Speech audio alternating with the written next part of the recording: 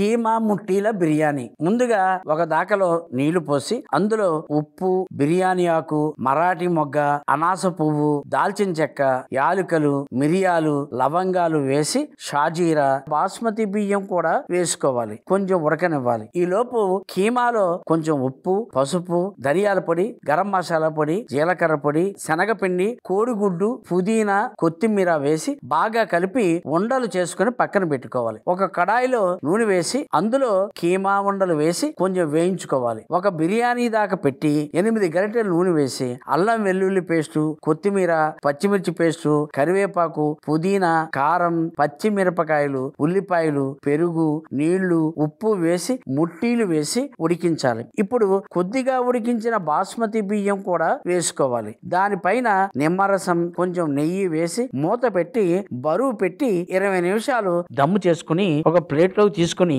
పైనుండి కొంచెం కొత్తిమీర, పుదీనా, వేయించిన ఉల్లిపాయలు చల్లుకుంటే కీమా ముట్టీల బిర్యానీ రెడీ.